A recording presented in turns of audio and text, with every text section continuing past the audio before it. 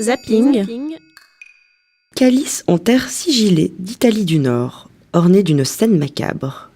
Un objet datant de la fin du 1er siècle avant Jésus-Christ et du début du 1er siècle après Jésus-Christ, réalisé par Xanthus, ouvrier d'Athéius. L'objet. Cette coupe était utilisée pour boire du vin durant les banquets.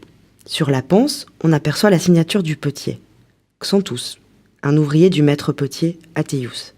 À l'origine, ce récipient vient d'Italie du Nord. Il a été fabriqué en terre sigillée, qui vient de sigillum, qui veut dire sceau en latin. Le décor montre un squelette ivre, allongé sur son lit, devant un monument funéraire en forme de tour. Accoudé sur une amphore à vin, un tissu autour de la taille, il lève sa coupe. Clé de lecture. La scène est macabre mais joyeuse. On retrouve des thèmes semblables sur de nombreux vases à boire comme celui-ci et sur les murs des salles de fête romaines. C'est un échange entre le monde des morts et des vivants. Les morts ont besoin des vivants pour ne pas être oubliés, et les vivants doivent penser aux morts pour mieux apprécier la vie.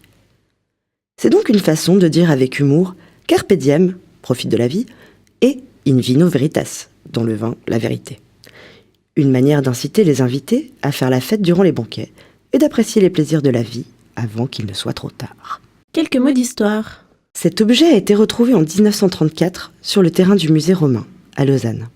Le musée est construit sur les ruines d'une maison romaine, sur le site de l'ancienne cité de Lusona, habitée par les Helvètes, un peuple gaulois, intégré dans l'Empire romain à la fin du 1er siècle avant Jésus-Christ. À la mode de Rome. Le calice nous donne de précieux renseignements sur les habitants de Lusona et sur le phénomène de globalisation à l'époque romaine. Objets et denrées sont importés et exportés dans tout l'Empire romain. Les habitants de Lusona ont adopté la façon de vivre des Romains. Cette coupe en est la preuve.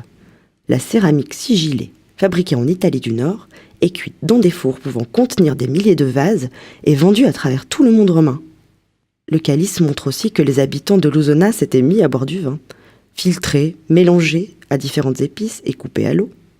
Ils le faisaient venir dans des amphores depuis l'Espagne, l'Italie et le sud de la Gaule. Petit à petit, le vin a même remplacé la cervoise, leur bière traditionnelle celte. Zapping. Un musée, une pièce. Un projet accessible de la Nuit des musées.